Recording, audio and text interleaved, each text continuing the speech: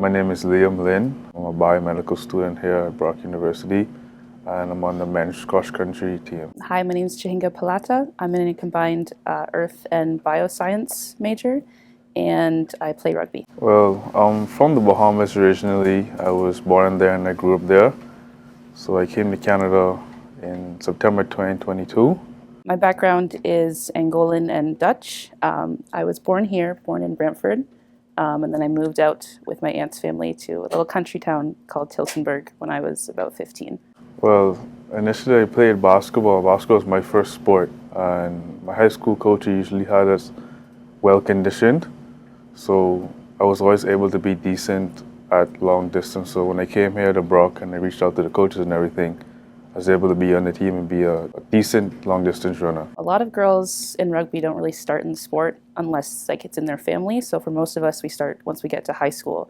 So I started in grade 9. That would make it almost 8 years now. Well, playing sports at a university level has always been something that I know, something I wanted to do. But then usually people, when they think of like a student athlete or varsity athlete, they think it's more so all the positive times and the glory or fame that comes through it.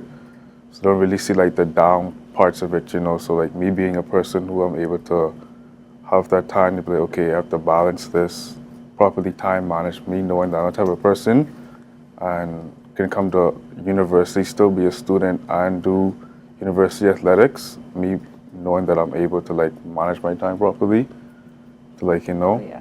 I wouldn't necessarily say that I went into rugby thinking that I was gonna, play at a university level. It was a lot of it was my coaches, pushing me to believe in myself, pushing me to train that next level, saying, you could totally get signed here, you should go out to these combines, sorts of things. So it wasn't really in my mindset until it was introduced to me, and then once I got the idea that this was something I could do, then I started looking more seriously at it, and that's when I chose Brock. I'll 100% say my mother. I know that she sacrificed for us. I have two other brothers, one who graduated from Brock and one who graduated from Dalhousie. So her pushing for her 3 children to go off and get an education, higher education, still do well, whether that be in their academics or athletics. I just felt like she was just a push, and without her I wouldn't have been here. Probably my family. There's a lot of, when you're in the grassroots, when you're a teen, just getting started, there's a lot of traveling. Not a very large sport, I'd say. So if you're getting to those high levels, you're going to Toronto every weekend for your tryouts. You're going to Ottawa, you're going to Kingston for your events. So it's a lot of drive time, a lot of sacrifices that way, a lot of tour costs. So my aunt and uncle for sure were a really big part of that. My mom as well, from when I was living with her. So they were really pretty instrumental in getting me to where I am. With cross country and track and field, it's honestly the team was my first set of bonds that I made when I came to Brock, reaching out to the coach, a few guys. I just messaged them on Instagram, reaching out to them. So they were always welcoming to me, not looking at culture, background, race or anything. They've always been really welcoming to me. So I know on the cross country team, though, I believe I am the only black person on the cross country team, and there are some other black people on the track and field team. But in terms of my exact sport, cross country, it's never been anything any issues like that. All of them been completely really welcoming and everything. So in terms of my exact sport, I haven't experienced anything. Did you notice any when you first came in and just the way that you interacted with them, did they have a hard time I don't know, understanding your mannerisms, or the way you talk, or slang, or just the little things like that? It's honestly just because I'm from the Bahamas, I said, the cold. The cold is pretty crazy here. So Yeah. they were pretty welcoming. They would know that okay, sometimes it'd be really cold. They would I said, run with shirt off, but I wouldn't do that. It's kind of crazy.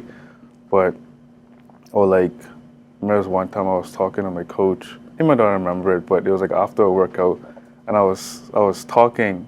I guess my accent was kind of strong. He didn't really, but it's stuff like that. But it's never anything bad though. They're always welcoming, being okay, they know I'm really not from here, or they would just try and invite me places too. Even a couple of track and field guys, they'd invite me places too. So I was always felt welcomed. Yeah. My experience was definitely a little different, and it took time to get to the place where it is now. But when I started here, I think There was myself, there was my good friend who's Asian, she's Chinese and Viet, and then there was one other Asian girl, and that was the extent of things. And you know, it's tough because I've said before, like, rugby is a small sport, so all of these girls, like, our coaches, like, I've known them since I was like 13, 14, played with them, like, we all came up together kind of thing.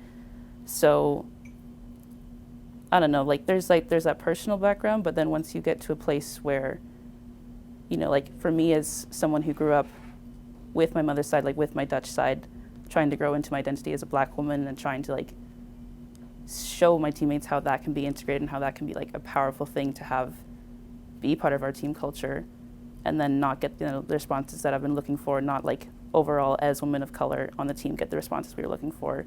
That got to be a little tough. So as far as like the level of diversity and inclusivity on the team right now, I'd say I think there's one woman of color left there out of a team of 40. So not great at the moment, but there's always hope. Well, I feel like, I mean, coming to Canada was mostly like a culture shock, to be honest. Like, we're all people at the end of the day, but then there's nothing wrong with like having like different cultures, you know? Mm-hmm. So when I came here, it was kind of like a culture shock. It was different, I would say 100%, but then maintaining that like my own culture that I had back at home. I listened to a lot of Bahamian music. Yeah. Yes, I listened to a lot of Bahamian music, or even like last night I made some like curry chicken. The food? Yeah, the food. Mm-hmm. So just like doing things that remind me of home. Yeah. You know what I mean? I usually like also, at the end of the day, I'm a Christian and I usually keep God in my life, you know? So God doesn't look at like race, background, anything like that. So being in a different country, God is still going to be there, you know what I mean? So I can have him as my base and know that no matter what happens, I'm still accepted by him, you know what I mean? So I usually keep that in mind when things don't feel like, just have the sense of normalcy. I usually keep him in mind, you know? I don't know. I think I was really intentional, you know, once I started like growing into my own self about learning about my history, you know, like learning where I'm from, trying to like actively reach out into that. And like, I unfortunately don't have much of a close relationship with my Angolan side, so I'm kind of limited there, but just like leaning into every bit of Black culture I can find really around me, whether it's like music, whether it's art, whether it's like our history, you know, just blending all of that so I can still feel a connection to that side, even though my immediate physical environment around me might not really reflect that. So that's been super important for me. Black History Month, what it means to me, like, I understand the background of how things were like in the past, and even like in high school doing history, like learning a lot about like Black history. So in the Bahamas, it wasn't really as passionately pushed as it was like as it would be like in Canada or the United States, because like it's a country like we're all Black people there, you know, it's predominantly Black. So we do have days like Emancipation Day, Independence Day from Britain, or like Majority Rules Day. So I would say we have Black History Month ideally every day, you know what I mean? Because those days are throughout the year. It's not really like emphasized the same way in your culture. Yeah. So it's not really like pushed as hard, but we still recognize the history of our culture, you know what I mean? So. What did you think of it when you came here then?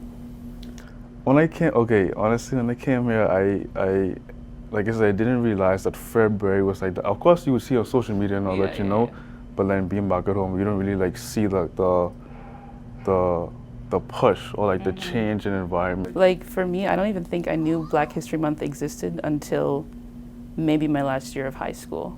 Because like, I mean, for different reasons, but the culture that I was immediately like small scale immersed in wasn't cognizant of it, didn't really recognize it, or like obviously celebrate it.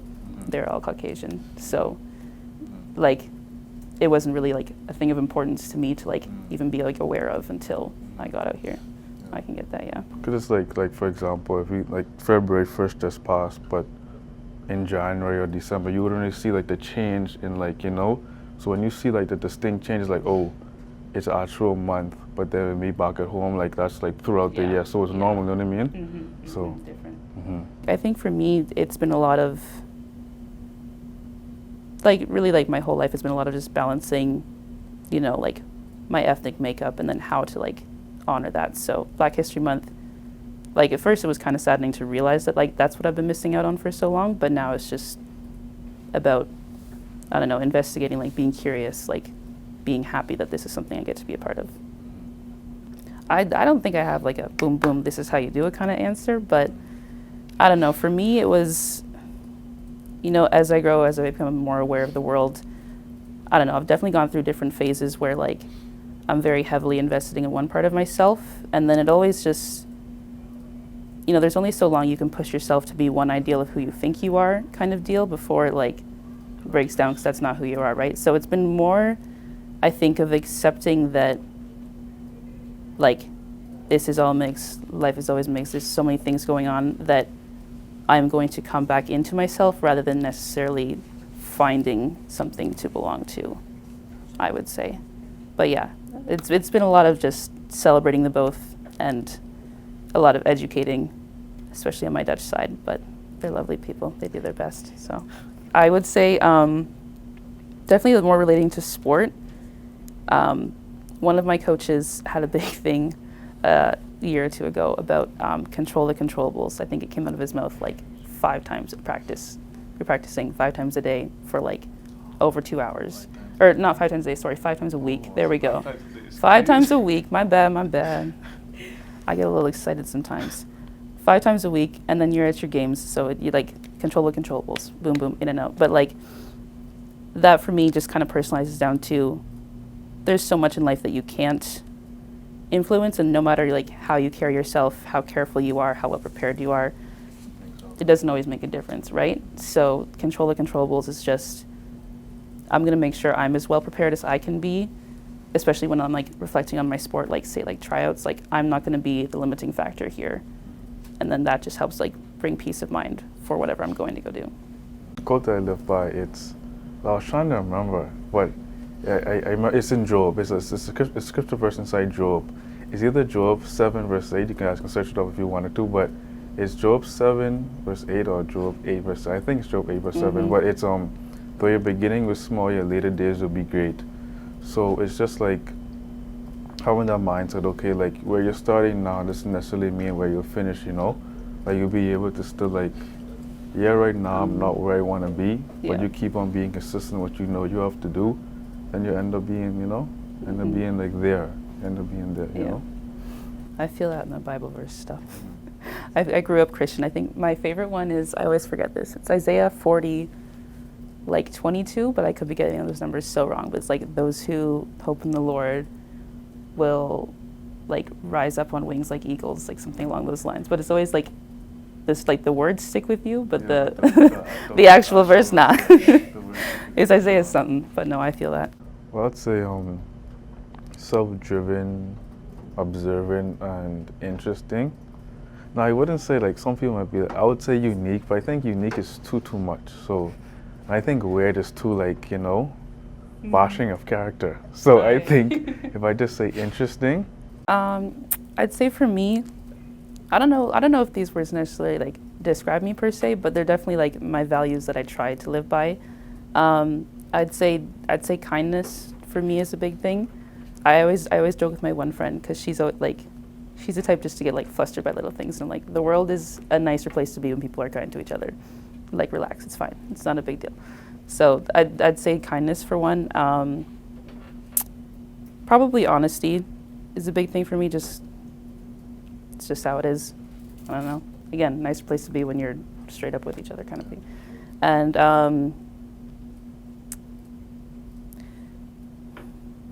I'd say persistent. I'm not going to use consistent, because I don't think I'm a necessarily consistent person, but I do persist in trying at my goals, so we'll keep that one. I'd say actually, like especially in my classes, like I knew I was coming to a predominantly white institution, so I was like, I don't know, a little on guard, a little nervous, but a lot of the stuff, like especially in courses where like I would be concerned about like what a prof is going to say about something, or what like my peers are going to say, I've been like pretty pleasantly surprised, I'd say, overall, about like, not necessarily, people don't necessarily obviously get it right away kind of deal, but being open to learn and like being open and like aware about like the biases they carry and like how that can affect like as they're training for their future careers kind of deal. So that hasn't been too bad actually. Well, for me in sports, no, like I said, I mentioned my first set of bonds were like the cross country guys. You know what I mean? So it wasn't really anything in terms of that, but like in my classes. So I am inside biomed, like I said. So in certain like classes or labs, I usually would find certain things in labs. It's kind of like weird, but like okay, because like yeah, there's certain instances in labs be kind of weird, but like I said, a person being like self-driven, you know that at the end of the day you have to figure out a way somehow, you know.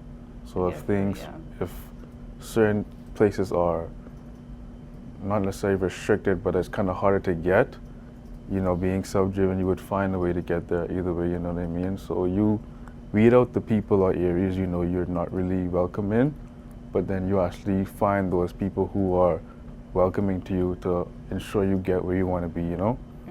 So definitely microaggressions for sure, like all the time, happens all the time. But I'd say more like there's one thing, there's events will happen and then it's how you choose to respond to them, and that was kind of the more disappointing experience because like again, like I grew up with my mother's side, I grew up around white people, like microaggressions were my entire life. It's not that I don't have like that I'm not used to those, it's more that I wasn't used to asking the people around me that are supposed to like care about me and love me for who I am to care about this facet of my identity, and being told that that in itself was a problem, or somehow that me saying that was hurtful and I just would like you to know that and maybe act differently if you want to, that would be more problematic than the entire situation. I understand like the you said the hurtful part, because like I said, I got like a little culture shock when I came to Canada. So even like outside of sports, I had Brock outside of the university itself, just in general, it's just like me being like a kind person, like welcoming and wanting to always like talk to people and being social. When certain like microaggressions would happen, to be like, oh damn. Yeah, you gotta sit there, you're like, ouch, that hurt my feelings, man. Like, Why you gotta be mean like that? Why is it like? Then I remember, honestly, it's just like I said, growing up in a country where everyone is black, you don't really look at race being a thing that will cause people's action to change, you know. So coming here and then I'd be out somewhere or like in certain places and certain things would happen, I'd be like, oh yeah, I forget like my color, you know what I mean? Yeah. So it's just things like that, like microaggressions in that manner. This is so cliche, but it like everything all at once. Like one day you're gonna have like the worst experience, or someone's gonna follow you around a store, or someone's just gonna give you a look and you know it's because of the color of your skin. And then the next day, like you have the smallest interaction or like the smallest like just instance of like finding community, like either like with other black people or just with other people of color, or like you feel like that's that level of acceptance and like inclusion, just like understanding, and you're like, this is like so amazing to be like a part of. So it's I definitely couldn't say like it's a negative thing, or that like I wish that like I wasn't, for sure, because it's a special way to be able to live life, I think. I imagine, you know, like different experiences, like how you grew up here and like how I grew up in a country where everyone's predominantly black. So in terms of like what it means to be black, it's like kind of like, it's different to, I don't want to say, obviously, like, okay, for example, a black man in the Bahamas and a black man inside the United States, they will grow up differently with like, even with like law enforcement experiences with people around them, you know what I mean? So I'm not going to say that being black is like, oh, it's so great, like, because I'm from a certain place. I see what you mean. You know what I mean? But that's like, also your experience. Yeah, like, my experience too, but that's like the truth of like your life and where you're from. It's all the same. No, I definitely don't want to say being black doesn't mean anything to me, because, like I said, the Bahamas is one small place in comparison to the rest of the world, where experiences aren't really so good for a majority of other black people, you know what I mean? It was an event that we had.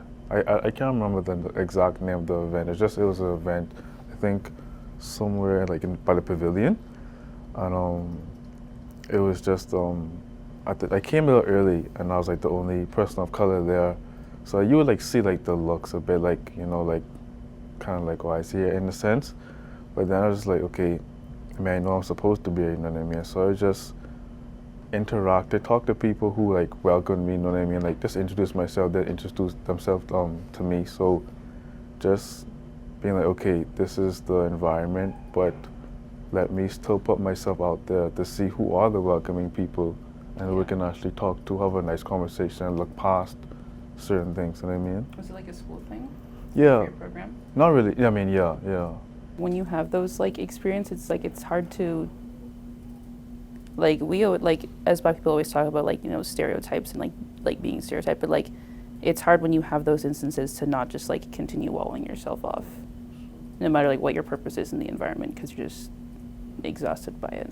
It is the stereotype of, you know what I mean? So when I'm actually going to be known and they get to know me and stuff, like, oh, okay, like, you know, he actually has his head on straight, he knows what he's doing, you know what I mean? So when it gets to that point, I just wish like it doesn't take time, you know what I mean, to understand who a person is.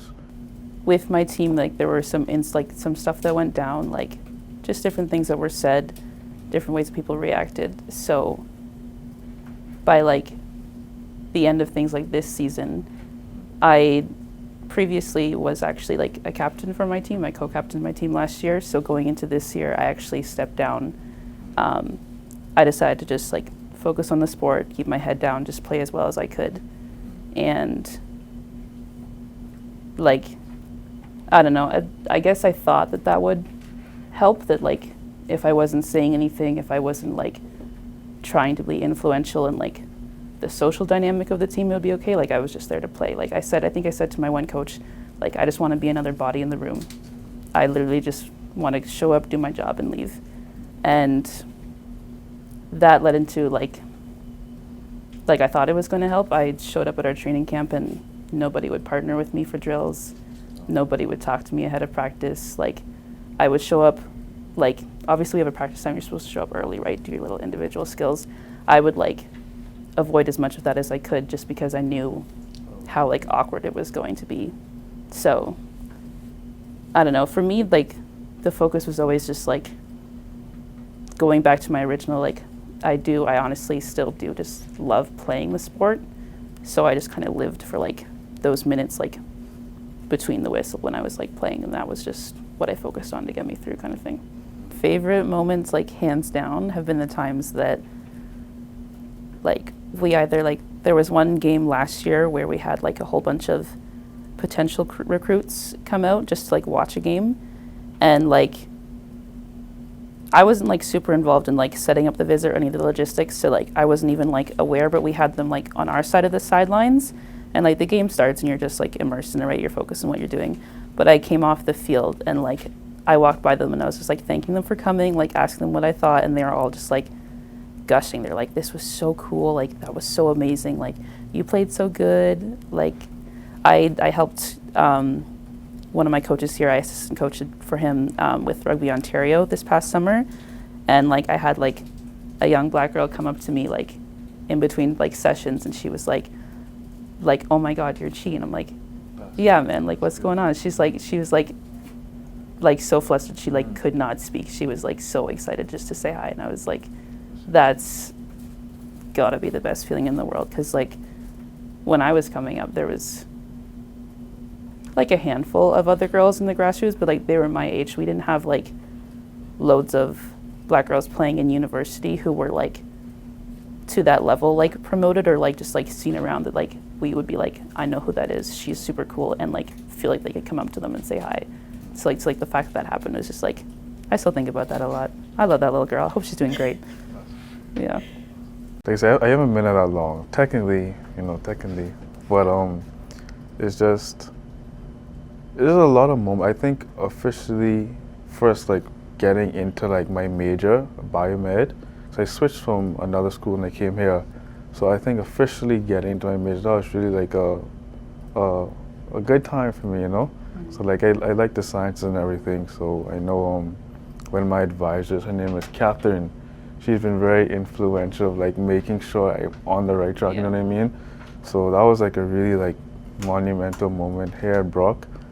And just being able to be a part of like a team where you're doing a sport you do like, yes.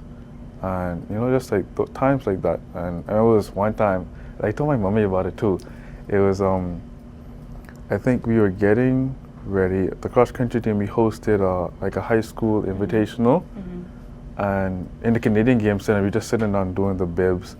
I think we were just standing up like before we started, and this little boy, he walked past, he was like, "Go Brock Badgers." And I was like, "Oh, that's so nice." I don't know, it made me smile. I don't know why, it made me smile. So like you said, the example with the girl who came up to you, just like feeling as like kind of like a role model in a sense. Like or you forget like how big a deal that like university sports is to kids like when they're little too. So it's like it's when you're really small, you don't really like, because when you're small, you look at like anyone like ideally taller of you, like such like a, you know. So just being like remembering when I was that small, and now like I'm that person, you know. So it's kind of crazy.